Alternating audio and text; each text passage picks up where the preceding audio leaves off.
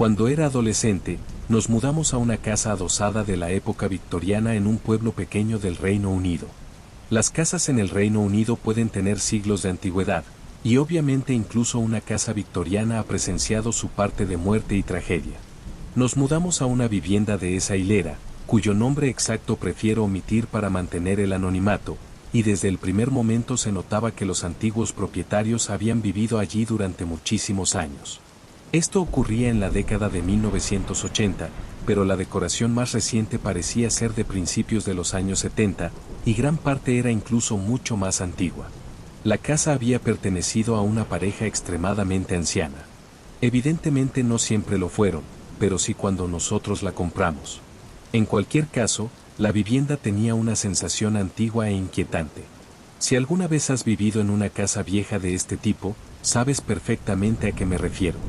Había varias rarezas, como unas marcas profundas en el techo del dormitorio trasero de invitados, a varios metros de altura, que parecían cortes hechos con algún objeto afilado. Los suelos de la planta baja eran de parquet de madera, y debajo de ellos descubrimos otra capa de suelo de madera más antigua. También había una chimenea que estaba completamente tapiada con ladrillos y cubierta de yeso. Recuerdo que mis hermanos y yo nos sentimos decepcionados al verla así, porque era triste tener una chimenea tan ornamentada y no poder usarla. Cuando le pregunté a mi padre, dijo que no tenía idea del motivo y que probablemente las chimeneas de esas casas adosadas habían quedado en mal estado con el tiempo. Además, no éramos la única casa de la calle con la chimenea sellada. 6 meses después, hice algunos amigos en el vecindario.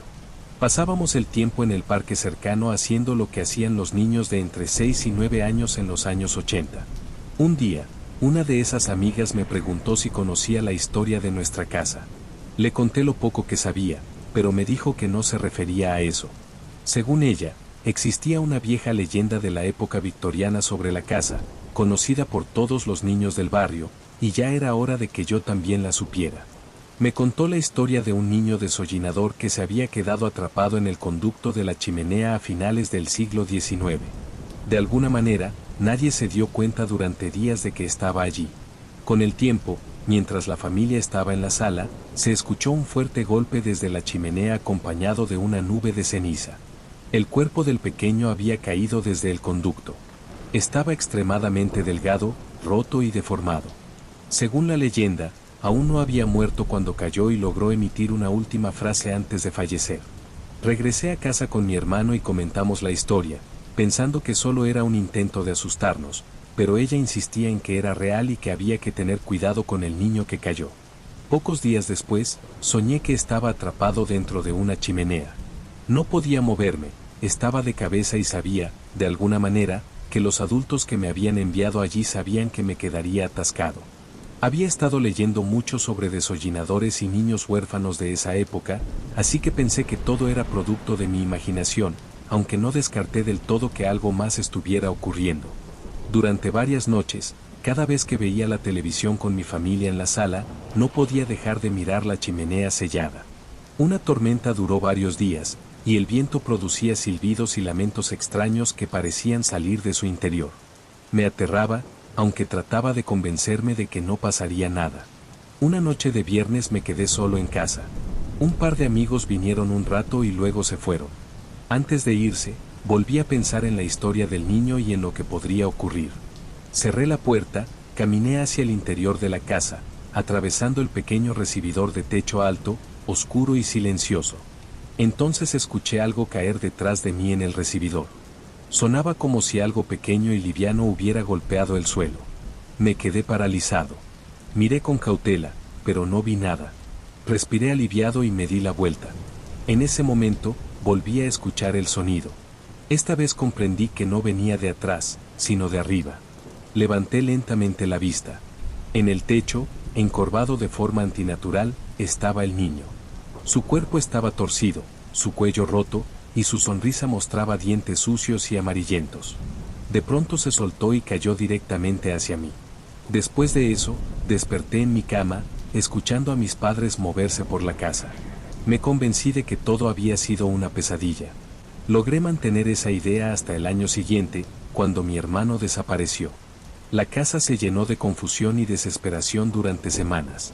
Con el tiempo, un olor horrible comenzó a extenderse por la sala. Finalmente, mis padres llamaron a unos trabajadores para abrir la chimenea y retirar lo que creían que era un animal muerto. Cuando rompieron el yeso, se escuchó un golpe seco y una nube de polvo llenó la habitación. Uno de los trabajadores gritó y salió corriendo. Me acerqué, con una sensación de terror que ya conocía. Dentro de la chimenea estaba el cuerpo de mi hermano, delgado, roto y sin vida. Nunca hubo una explicación oficial clara de cómo llegó allí. Se dijo que había estado jugando en el techo y que había caído por el conducto, aunque nadie quiso hablar de lo imposible que parecía que pudiera caber en ese espacio. Nadie mencionó la vieja leyenda, y yo jamás conté lo que había visto. Siempre he pensado que, de algún modo, reconocí al niño que cayó, y que mi hermano no tuvo esa oportunidad. Ahora creo que esa casa alberga a 2 niños que cayeron, y tengo la certeza de que la historia no termina ahí.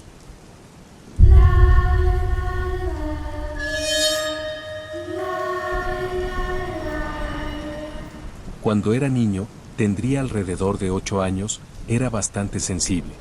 Lloraba con facilidad y sufría acoso con frecuencia, algo que en ese momento no sabía manejar. Hoy soy una persona completamente distinta, y en gran parte se debe a haber sido objetivo constante de burlas sin sentido. No había nada específico que los acosadores señalaran, simplemente era un poco bajo, algo delgado y no hacía falta mucho para hacerme llorar. Tampoco era popular. Tenía solo un par de amigos y ni siquiera ellos solían pasar tiempo conmigo en la escuela, porque yo era visto como alguien débil. No los culpo. Con el tiempo, incluso se disculparon por no haberme defendido más. Un día, después de un examen de la vista, descubrí que necesitaba lentes. Aquello me aterrorizó. En mi mente infantil, eso significaba que ahora los acosadores tendrían una excusa perfecta para burlarse de mí y algo físico que podrían romper. Mi madre insistió en que los usara, pero en cuanto pude los escondí en el cajón de mi escritorio y juré no ponérmelos nunca, sin importar qué pasara. En aquella época, usar lentes no era algo bien visto. Hoy los llevo con orgullo, pero ese no es el punto. El verdadero problema era que mi vista era mala. De alguna manera, llegué a creer que si miraba cada noche por la ventana de mi habitación y me concentraba en los techos del pueblo, tratando de distinguir detalles cada vez más lejanos, podría entrenar mis ojos y mejorar mi visión hasta no necesitar lentes. En ese momento, la idea tenía sentido para mí. Así que cada noche pasaba unos 10 minutos observando letreros, casas y cualquier cosa visible desde mi habitación en el segundo piso, forzando la vista para leerlas correctamente. Y, de forma extraña, parecía estar funcionando un poco. Pero después de varios días de hacerlo, empecé a notar algo inquietante. Algo que no solo era raro, sino francamente aterrador. Sobre el techo de una casa ubicada a una calle de distancia, aparecía una cabeza flotando. Era una figura humana, vaga y espectral, suspendida justo por encima del tejado. No sabía cómo reaccionar ni qué pensar. Intenté ignorarla durante varios días, pero siempre estaba allí, flotando sobre una parte brillante del techo. Mi mala visión no me permitía distinguir bien los rasgos, solo que claramente se trataba de una cabeza y hombros humanos suspendidos en el aire. Durante el día no veía nada, y para mi mente infantil eso tenía sentido. Los fantasmas no aparecen de día. Sentía que había descubierto un misterio digno de una serie de detectives que solía ver, y quizá eso explique por qué era considerado raro. No estaba exactamente aterrorizado, pero sí profundamente inquieto por la presencia constante de aquella figura, que parecía observar algo sin moverse jamás. Un día, uno de mis amigos vino a casa después de la escuela. Reuniendo todo el valor que pude, le conté que llevaba noches viendo un fantasma flotando sobre una casa cercana. Para mi sorpresa, no se burló. Me pidió que le señalara cuál era. Le expliqué que durante el día no se veía nada, pero aún así le mostré la casa. Resultó que esa vivienda estaba en su propia calle, y comentó que el hombre que vivía allí no había sido visto en el vecindario desde hacía varias semanas. Esa noche consiguió quedarse en mi casa. Jugamos y nos distraímos hasta que se hizo tarde, y solo entonces recordamos lo que había estado ocurriendo. Miramos por la ventana y, tal como yo había descrito, la figura seguía allí, flotando sobre el techo. Mi amigo palideció. Fue entonces cuando se dio cuenta de algo obvio: yo necesitaba usar mis lentes. Admití que los tenía, pero que me negaba a usarlos por miedo a ser molestado. Insistió en que me los pusiera. Con cierta vergüenza, los saqué del cajón y me los coloqué. Tardé unos minutos en adaptarme, sorprendido por lo claramente que podía ver el mundo. Luego miré hacia la casa vecina. La parte brillante del techo no era otra cosa que una ventana tipo tragaluz. La luz de la calle se reflejaba en el vidrio de una manera específica, y para alguien con mala vista daba la ilusión de que una figura flotaba en el aire. La explicación parecía lógica, hasta que surgió una idea inquietante. Si aquello era un reflejo, significaba que alguien llevaba mucho tiempo acostado justo debajo del tragaluz, inmóvil. Y si alguien permanecía así noche tras noche, algo muy grave debía haber ocurrido. Los adultos fueron avisados. Nadie respondió al tocar la puerta de esa casa. Finalmente entraron y descubrieron la verdad. El hombre había muerto solo, víctima de una repentina afección cerebral, y llevaba días allí sin que nadie lo notara. No tenía familia y vivía de forma aislada. Gracias a que lo vi desde mi ventana, aunque creyera que se trataba de un fantasma, su cuerpo no quedó abandonado hasta descomponerse por completo. La noticia impactó al vecindario y, por un breve tiempo, unió a la comunidad. Su funeral tuvo una asistencia sorprendente, y fue el primero al que acudí en mi vida. Todo parecía una historia de fantasmas con una explicación racional. Sin embargo, semanas después, una noche volví a mirar por la ventana, ya usando mis lentes como de costumbre. Entonces vi una forma borrosa desplazándose justo donde antes había visto el reflejo. Esta vez no parecía una ilusión. La figura flotaba claramente sobre el techo y parecía mirarme directamente. Sentí, incluso a esa distancia, algo parecido a un gesto amable. En ese instante, la farola de la calle se apagó y la casa quedó sumida en la oscuridad. Nunca conté esa última parte a nadie hasta ahora, pero sé lo que vi. Aquel niño solitario y acosado logró, sin darse cuenta, darle atención y dignidad a otra persona olvidada. Y, de algún modo inexplicable, recibió un último agradecimiento por ello.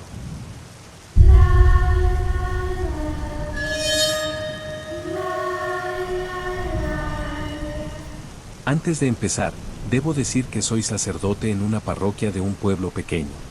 Realizo muchas tareas propias del sacerdocio que no vale la pena detallar, pero quizá una de las que menos disfruto, por razones evidentes, es oficiar y preparar funerales. La razón es simple, significa que alguien ha muerto. Además, las personas con las que trato en ese contexto suelen estar profundamente tristes y emocionalmente afectadas. Por eso, cuando estacioné el coche en la entrada de una casa en una calle cuyo nombre prefiero no mencionar para mantener el anonimato y avancé con paso serio por el sendero del jardín, me sorprendió encontrarme con un hombre joven, de unos 30 y tantos años, que me recibió con una sonrisa radiante. Me dio la mano con entusiasmo, me invitó a pasar y actuó como si hubiera estado esperándome, algo que, en principio, no me pareció extraño. Cuando acudo a una visita para planificar un funeral, no siempre sé con exactitud a quién voy a encontrar. El fallecido era un hombre de más de 70 años y mi contacto principal era su viuda, pero normalmente hay varios familiares implicados en la organización, y a menudo es alguno de ellos quien me recibe y hace de anfitrión. Por eso, no me resultó raro que la persona que me abriera la puerta no fuera una mujer mayor. Al entrar al recibidor, me llamó la atención un olor rancio y antiguo. Contra la pared había varias filas de zapatos alineados con cierto orden. Pregunté si debía quitarme los míos y me indicaron que no hacía falta, aunque tuve la sensación de que se trataba de una simple cortesía. Aún así, me los quité, algo que siempre me incomoda un poco en casas ajenas, pero me pareció lo correcto en ese momento. Mientras avanzábamos por el pasillo hacia la sala de estar, noté que todo estaba cubierto por una gruesa capa de polvo. Aquello contrastaba por completo con la apariencia limpia y respetable de aquel hombre tan amable. La sala no estaba en mejores condiciones. Me ofrecieron sentarme en el sofá y, al hacerlo, una nube de polvo se levantó en el aire, obligándome a toser discretamente en mi pañuelo. Si mi anfitrión lo notó, no lo demostró. Continuó sonriendo y conversando con total normalidad, preguntando por mi semana, por mi salud y por asuntos triviales, siempre con una amabilidad casi excesiva. En la sala había un gran mueble lleno de objetos antiguos, figurillas y vajilla, del tipo que uno esperaría encontrar en casa de una abuela. Eso me hizo pensar que quizá aquella había sido la casa del difunto, aunque no vi a nadie más presente, así que no estaba seguro de quién era exactamente aquel hombre. Tal vez un nieto. La familia no pertenecía a mi parroquia, y solo contaba con unas notas que me habían dado los encargados del funeral, las cuales había dejado en el coche. Permanecí sentado en aquel sofá polvoriento durante lo que me pareció un buen rato, conversando de todo y de nada con aquel hombre sorprendentemente alegre para alguien que, supuestamente, estaba de luto. Lo curioso es que, al recordarlo después, no pude rememorar ni un solo tema concreto de lo que hablamos. La silla individual en la que él se sentaba estaba tan cubierta de polvo como el sofá, y toda la casa parecía descuidada. Recuerdo haber notado que llevaba un cardigan anticuado y unos pantalones marrones que no correspondían mucho con alguien de su edad. En medio de la charla, de pronto se levantó de golpe, levantando otra nube de polvo, visiblemente alarmado por no haberme ofrecido nada de beber. Me preguntó si quería una taza de té, con ese aire clásico tan propio de Inglaterra. Como era de esperarse, acepté. Se dirigió rápidamente a la cocina y me dejó solo en la sala, escuchando cómo el agua comenzaba a hervir en una tetera antigua colocada sobre la estufa. El silbido fue aumentando poco a poco. Mientras esperaba, miré a mi alrededor. Los cuadros y fotografías de las paredes estaban tan cubiertos de polvo que no se distinguía ningún detalle. No quise levantarme a observarlos de cerca por temor a parecer entrometido. Me quedé sentado en el borde del sofá para no ensuciar demasiado el traje. En la cocina, la tetera comenzó a silbar sin parar. Pasaron los minutos y el sonido continuaba, agudo e insistente, hasta resultar molesto. Entonces caí en la cuenta de que llevaba demasiado tiempo hirviendo. El agua debía de estarse evaporando. Pensé que quizá debía ir a ver qué ocurría. Me levanté y entré en la cocina, apagué la estufa y miré a mi alrededor. No había rastro del hombre. La puerta trasera estaba cerrada y el único acceso adicional conducía a una despensa. Revisé la puerta, estaba cerrada con llave y, por la capa de polvo, parecía no haberse abierto en mucho tiempo. La única posibilidad absurda que se me ocurrió fue que estuviera debajo de la mesa. Mi corazón comenzó a latir con fuerza mientras me agachaba lentamente, sin saber por qué esperaba encontrarme con aquella sonrisa tan fuera de lugar. Al levantar el mantel, no había nada, salvo más polvo acumulado. Volví a preguntarme dónde podía haber ido. La única salida posible era el camino por el que habíamos entrado. Regresé al pasillo y llamé hacia el piso superior, pero no obtuve respuesta. Puse un pie en el primer escalón de la escalera y una sensación inexplicable, como una advertencia interior, me hizo detenerme. Decidí no subir. Me giré para recoger mis zapatos y entonces noté algo inquietante. Donde antes había varias filas de calzado, ahora solo estaban los míos. Me los puse rápidamente, sintiéndome extrañamente expuesto, y salí de la casa, despidiéndome en voz alta por pura inercia, antes de apresurarme hacia el coche. Ya dentro, revisé mis notas y me quedé helado. La dirección a la que debía acudir para la visita de duelo era otra, ubicada a unos 15 minutos de distancia. No entendía cómo había terminado allí ni de dónde había sacado aquella dirección. El hombre que me recibió nunca mencionó nada sobre una muerte ni sobre un funeral. Simplemente aceptó mi presencia, como si realmente me estuviera esperando. Llamé a la familia y me disculpé por el retraso, inventando una excusa relacionada con tráfico y una emergencia parroquial. Cuando finalmente llegué al lugar correcto, me encontré con una casa moderna y común, perteneciente al hijo de la viuda. Ella era una mujer amable, de edad avanzada, que me explicó que vivía con su hijo desde la muerte de su esposo unas semanas atrás. La organización del funeral se había retrasado por trámites administrativos. Mientras planeábamos la ceremonia, algo llamó mi atención. Sobre la repisa había una fotografía del matrimonio. El hombre en la imagen llevaba exactamente la misma ropa que aquel joven que había conocido antes. Intenté convencerme de que era una coincidencia. Sin embargo, al revisar más fotografías para el homenaje, vi imágenes antiguas del difunto cuando era mucho más joven. No había duda alguna, era idéntico al hombre que me había recibido en la otra casa. No dije nada a la familia. Pregunté de manera casual dónde habían vivido antes, y la respuesta confirmó lo que ya sospechaba. Aquella casa polvorienta era su antiguo hogar. Tal vez la dirección figuraba en alguna parte de mis notas, aunque jamás logré encontrarla después.